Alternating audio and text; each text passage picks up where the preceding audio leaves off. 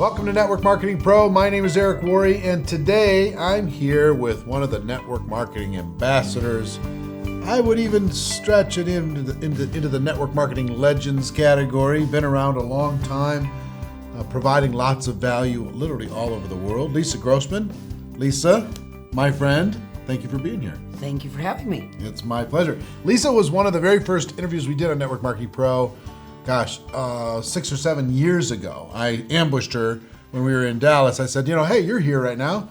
And I turned on my little flip camera and boom, off we went. And we started this process. We had an interview. It was one of the most popular interviews we did. And since then, we've become, even better friends, even closer friends that travel the world together. She's done amazing things prior in her history, and she's done some amazing things recently in her history. So Lisa, I want to kind of explore, we talked about your story in the first interview we did, I want to do that again, but why don't you talk to me a little bit about where you came from, your upbringing, what was your family like? Were you always entrepreneurial? Were you, what was Well, that I definitely came from an entrepreneurial family, both my mother and my father. We had an unusual family, a lot of love, a lot of screaming. We actually put the dis right into dysfunctional in my family. Yes? Absolutely. And overachieving. I was a second child, and my older brother was a recovering drug addict forever. So you're the second child, you're always trying to be the good kid, and you're always trying to be the kid that gets noticed because you're not getting very much attention because they're trying to save the other ones. So, I spent a lot of my early years trying to figure out what I wanted to be and always feeling that whatever I did wasn't good enough, which is, I think, the human condition, but you don't realize it when you're a kid. You Sure. think it's you. Sure. And did you go to college? How'd you do in high school, first of all? Well, but again, dysfunctional. I left high school because I was an all-A student, but I just never went, because I was bored out of my skull, and I started to realize that if you could read the books and pass the tests, you could get A's. And that worked in every single class, except I had one teacher that felt like class participation was important, but one in 2.5 years. So I left high school at 16. What, 10th grade, 11th grade? Oh, well, I skipped a couple grades along the way. Okay. So I think I was actually in 12th. I left, I took a GED, and then finally, after arguing left and right, they gave me my diploma from the high school because they realized I didn't care. I was going to do it anyway, and I started at Wayne State at home when I was 16, 2 months shy of my 17th birthday. And I started as a second semester sophomore. Why did you go to college when high school was such a blah experience for you? Because college seemed more exciting. I thought it would be more move faster. And did it? And they let you pick your subjects. Yeah. Huh. It was fun. I liked a lot of it. Philosophy I didn't like. You did not like philosophy? I did not. The class. Interesting, because you're kind of a philosopher Well, now. I like it now. But imagine going to a class and on the first day they say, imagine that the wall isn't there. Oh. And I think, well, if I walk into it, it's going to hit my head. It's going to hurt. How it's there. Right. So I didn't understand the concept. So I started as a second semester sophomore, and then my family was relocating, and I decided I wanted to do that with them. So I never finished college. At that point, years later, I went back and took a lot of classes, and I got tons and tons of credits, probably enough for a degree, but all over the board. Right. So you finish this, and then you start what? Family business from hell. Family business. So you went straight into family business in the 20s. What was the business? I started the family business probably when I was 17. My mother had started weight loss clinics, medical clinics specializing in weight loss in New Orleans. And we had moved to Dallas. So I sort of helped with that, and then she started them in Dallas, and I went into that business. And they did really, really, really well. And I always wanted her to think that I was, worth something, so I worked so hard to make them do very, very well. And it was good until it wasn't. Actually, it was awful until it was worse. Okay, so it wasn't a great experience for you. Why? Because you didn't own it, or? Well, it wasn't, because she was never happy with anything that I did, and I didn't own it, and it was invasive, because it was a very toxic relationship. Business is supposed to be something that you love and enjoy and grow in and serves your life so that you can have a great life. When it invades your life to the point that you have no life, and someone is calling you at all hours of the day and nothing you do is ever good enough anyway, it's just not a great experience. You know, it's interesting because you talk about that, a lot of people talk about, oh, don't do business with family because it becomes invasive and all that stuff. In network marketing, it tends to work more than it doesn't work. Depends on the family, I would think. I suppose there's family dynamic more that creates that more than anything.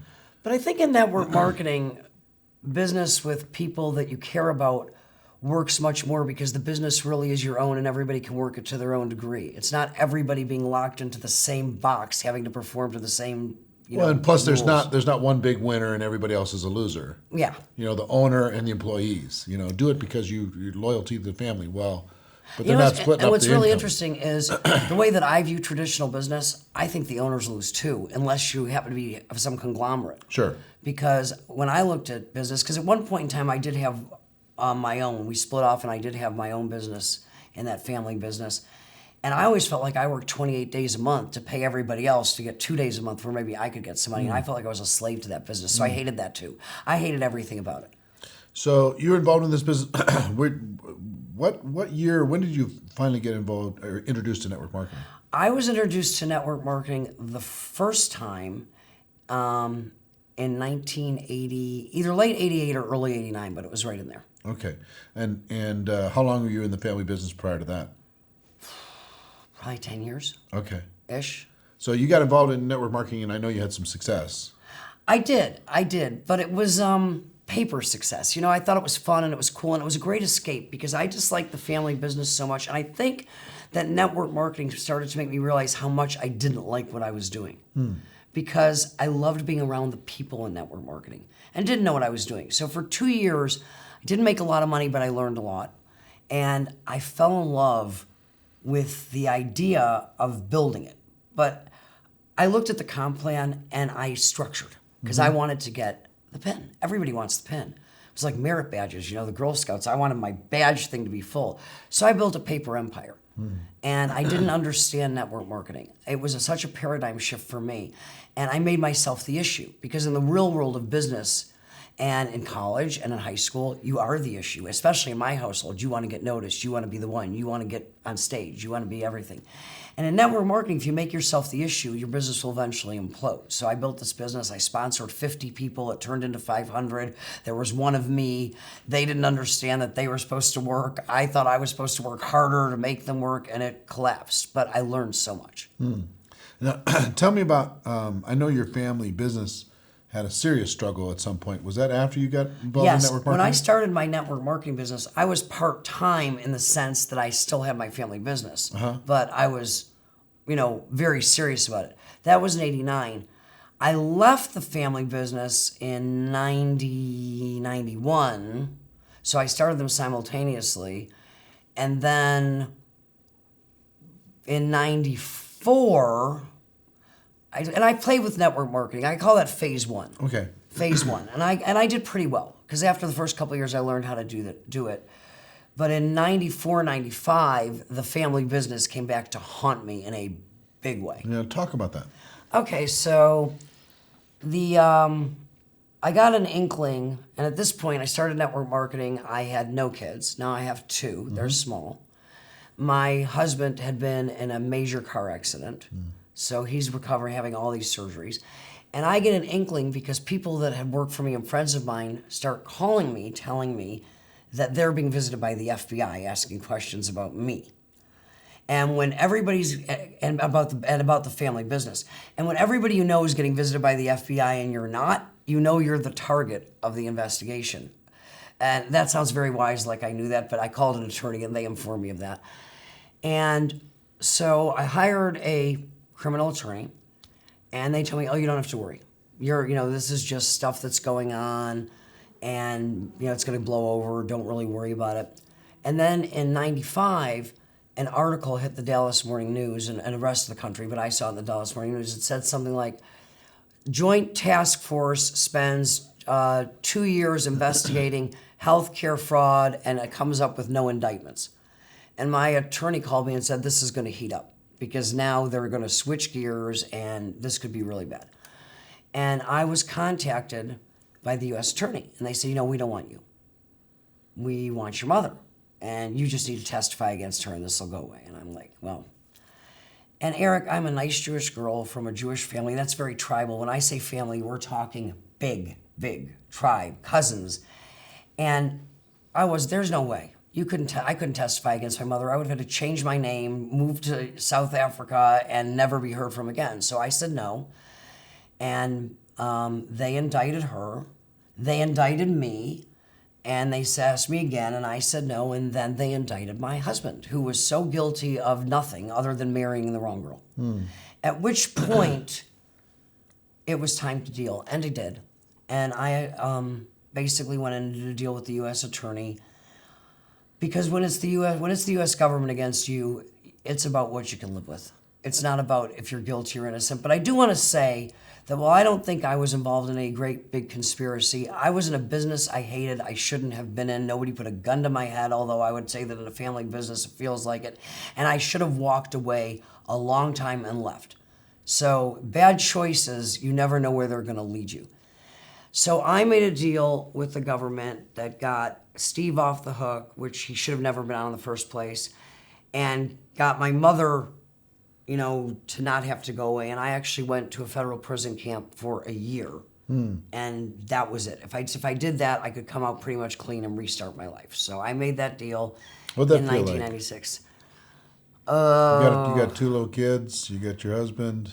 Well, I was so scared. They had one time had talked about, well, Steve can go away for a year and you can go away for a year and we can bring all these statutes in and take everything you own, and it's the federal government. And there was so much fear that honestly, and for the 2 years that this went on, the uncertainty and not knowing, and the human mind's a funny thing, because logically, I could have investigated, I could have called people, I could have saw what I was up against, but your imagination goes to horrible places. By the time I made that deal, I felt relieved. Because it was like the end of the beginning and the beginning of the end, because all the things that I imagined could happen, Steve was going to get to be home with the girls. I say this like with such bravery.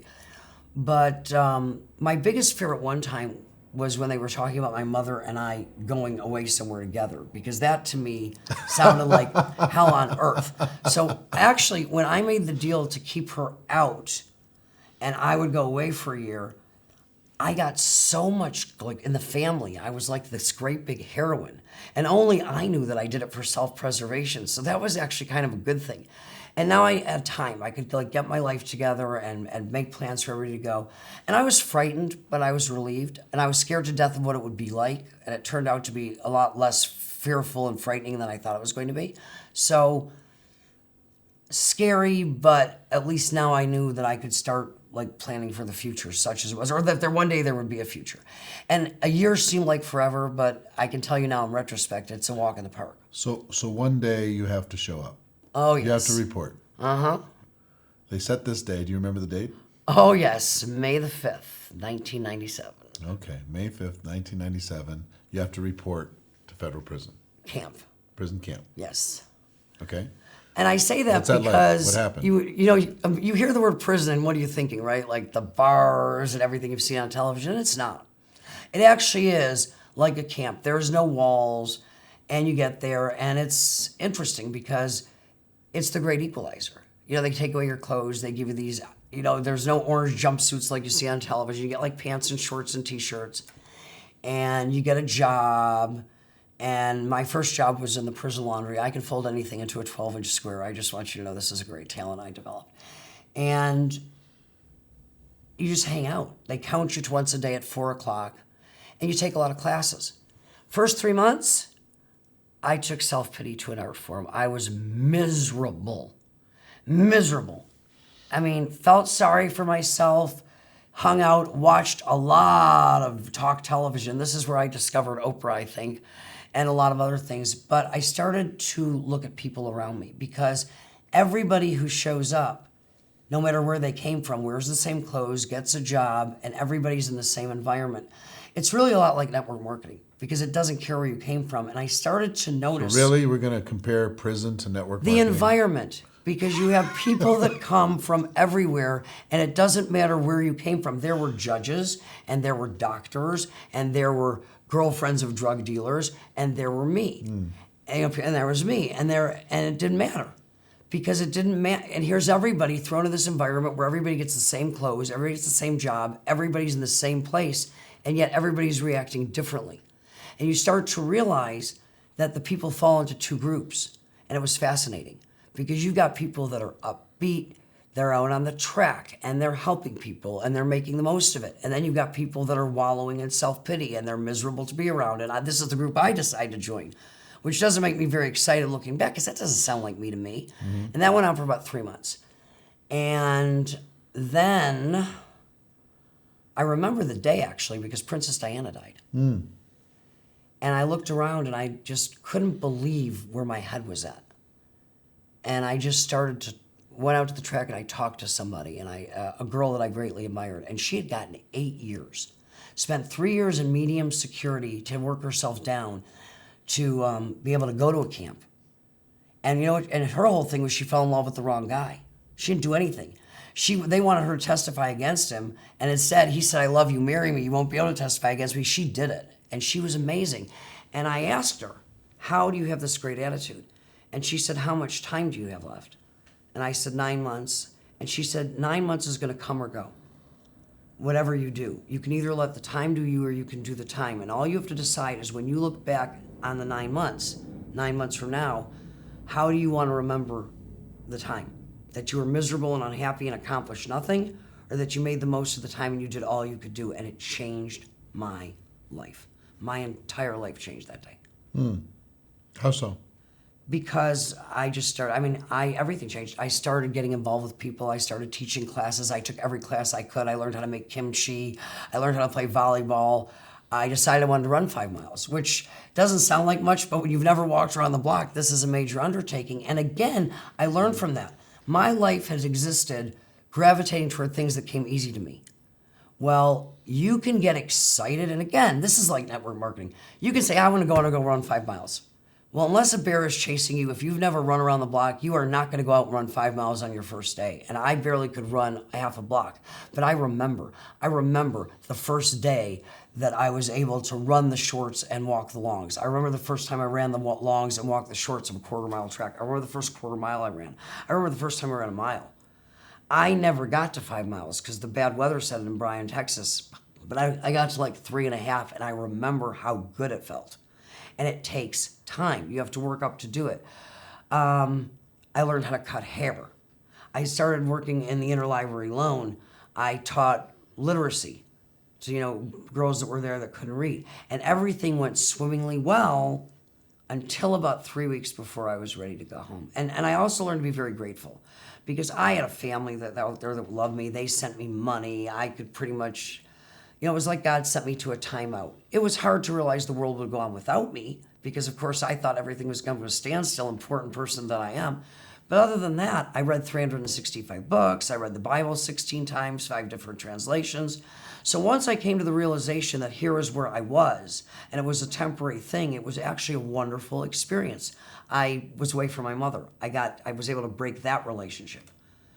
But then about 3 weeks before I was going to go home, some things happened that sort of tested me a great deal. And again, in the end, changed my life. Because when you're ready to go home and in a well-meaning way, a lot of people come into prison camps. And when you're bored, you go to a lot of things. You'd be surprised at the various things I went to. But 3 weeks before I was going to go home, they had the do-gooders come. And I call them the do-gooders because in my heart of hearts, to this day, I believe they come to do good. And you go to this group, and to get you ready to go back home, I guess. And they start asking you questions. I'm in this great headspace, and I'm in shape, and I've lost weight, and they start asking you questions. The first question is like, is anybody nervous to go home? I'm like, no, I'm not nervous. Are you afraid that your spouse, significant other, family, etc., won't talk to you? And I'm not afraid of that. Are you afraid that you'll have nowhere to live? I'm not afraid of that. Are you afraid you'll be living in a box under a bridge? On the side of the road? Are you afraid you won't be able to get a job? Are you afraid your friends won't talk to you? Are you afraid you'll have no money? After 2 hours of this, or whatever it was, I was a basket case. Which comes back to associations, I suppose. Be careful who you let get into your mind. By the time I left this thing, Of course, Steve was going to divorce me. My kids were never going to talk to me again. I was never going to get a job. I was going to have no friends. And I was figuring out how I was going to get curtains for my box on the side of the road. So it was a nightmare.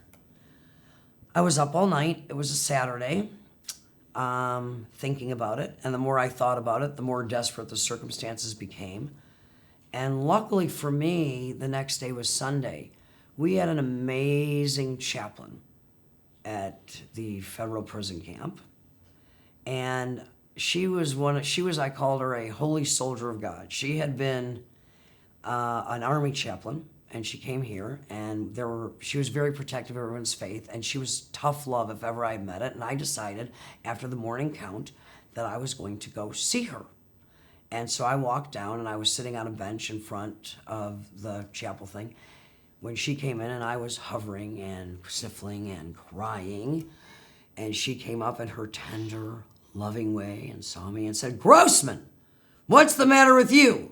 "I'm gonna be living in a box, and Steve is gonna leave me, and the kids aren't gonna talk to me." And she said, "Oh my Lord, what's going on with you? I can't deal with this today." And she said, "But I'm gonna do what I never do. I'm gonna solve your problem for you." And I said, "What do you mean?" She said, "I have found that when I give people all the answers and I solve their problems, they never listen. But I have 3 services today and no time. So I'm going to come in here, I'm going to solve your problems for you, and then you're going to go away and leave me alone."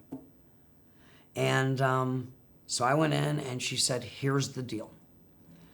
She said, She said, "Okay, I'm going to put this in business terms. You like business, so that's how we're going to do this."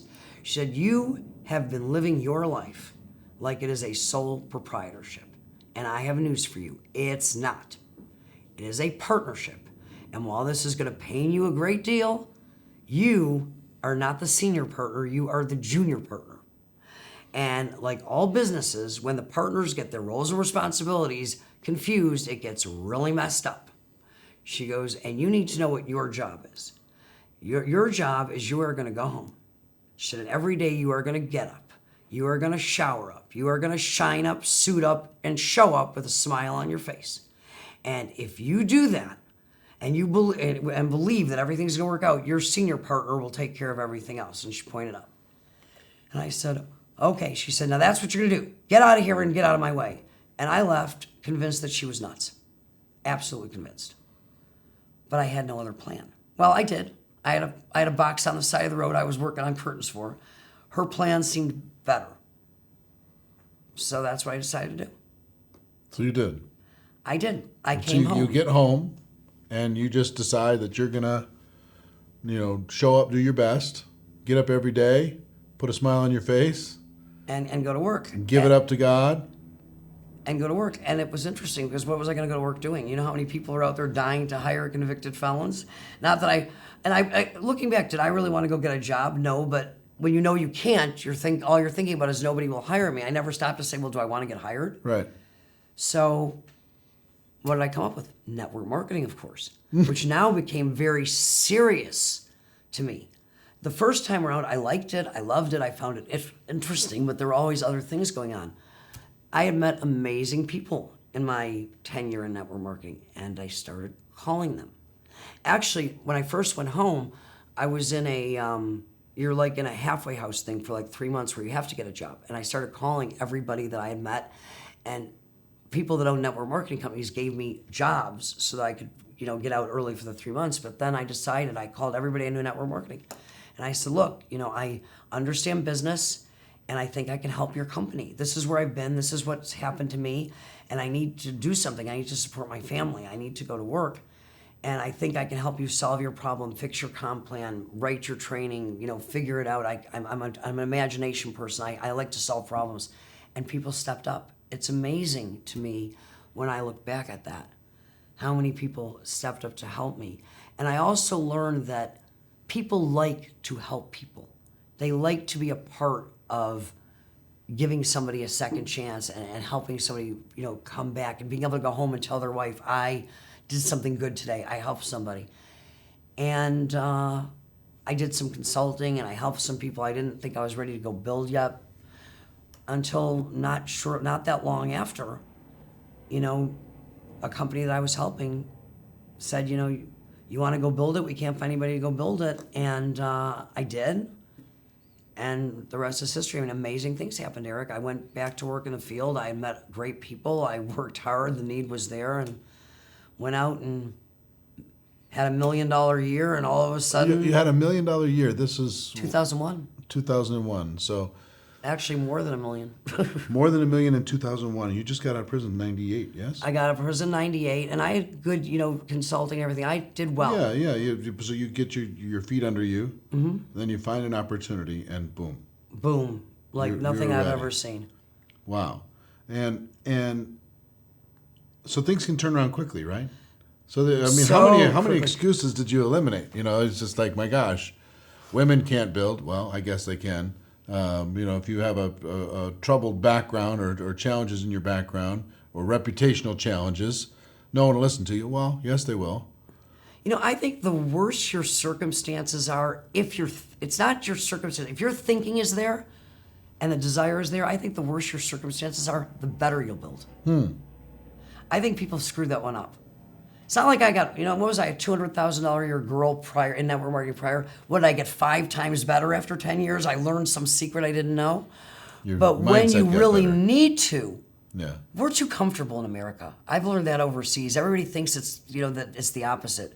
They want it to be better while they're sitting on their couch looking at their big screen TV. But when you need it to work, and you're ready to go do what it is, you don't worry about what other people are thinking because you have to take care of yourself and your family, it happens. 2001, that's 15 years ago. Have you ever added up how much you've earned in lifetime in network marketing?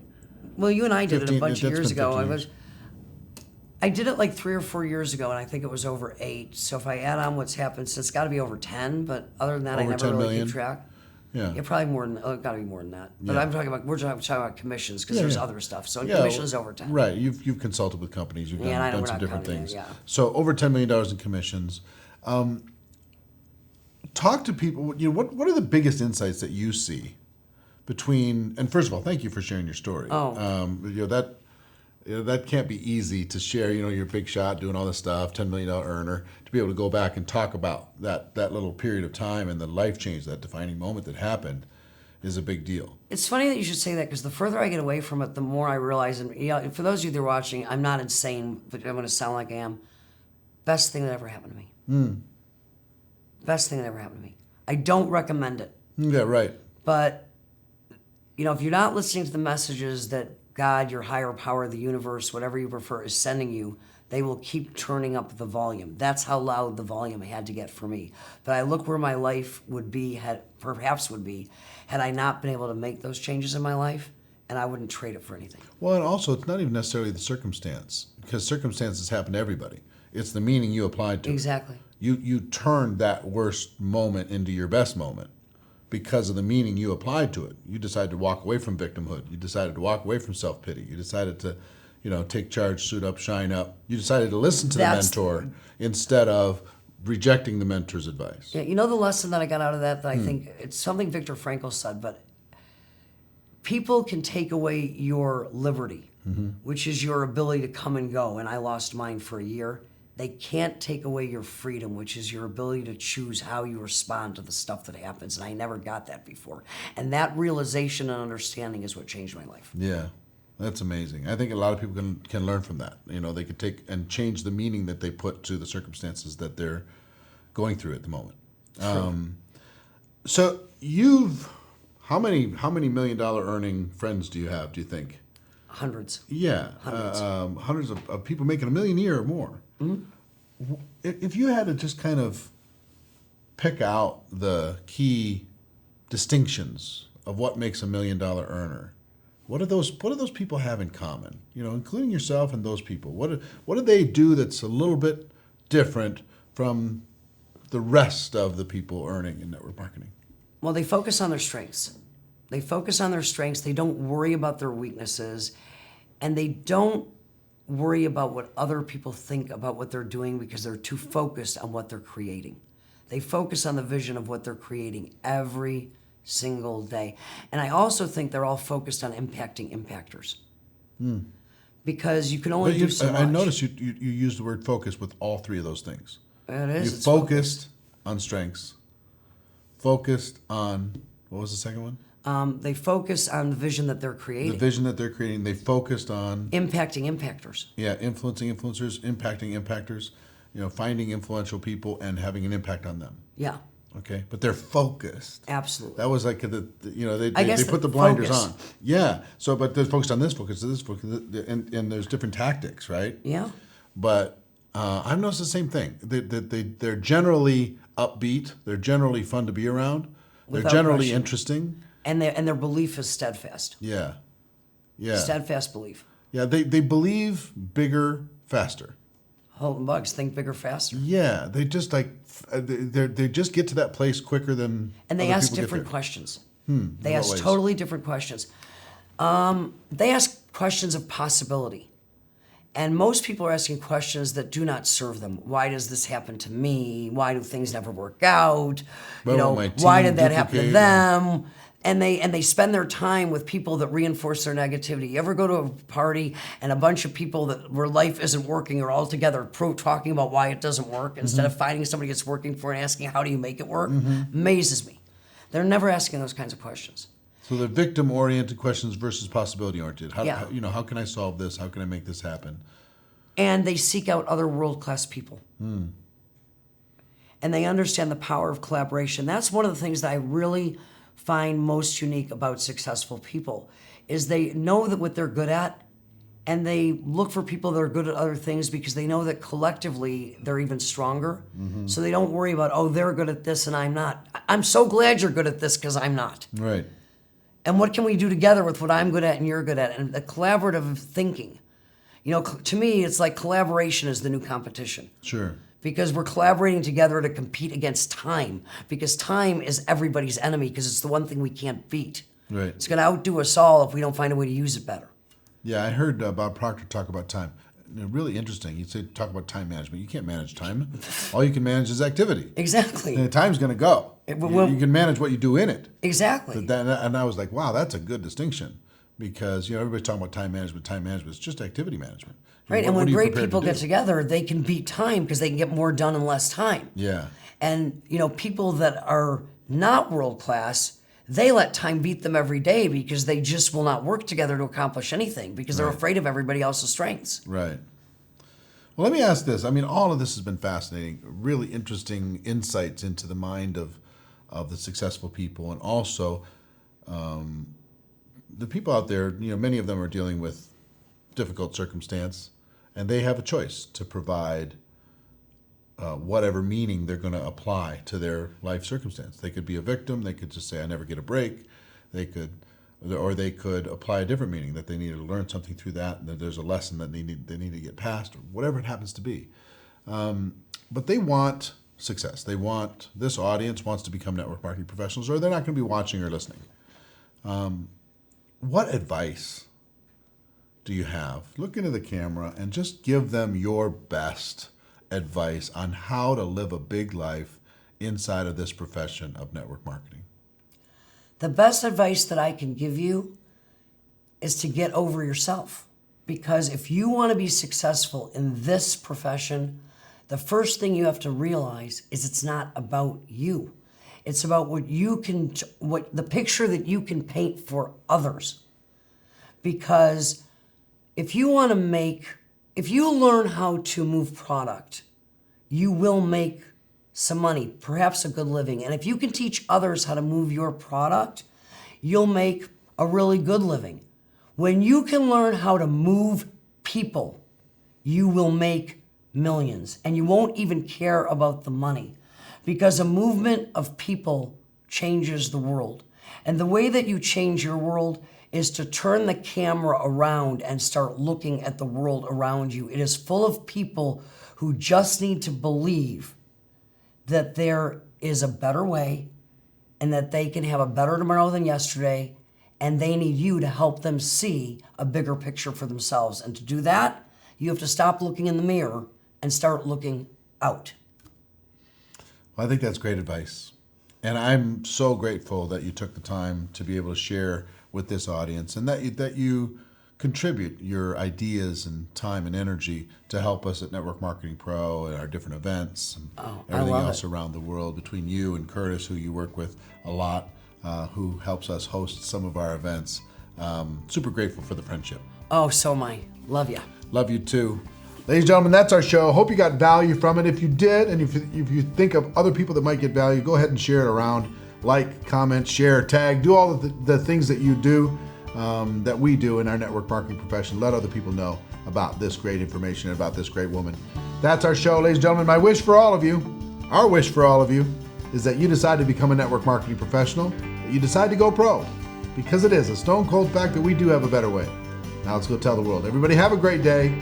We'll see you next time. Take care. Bye-bye.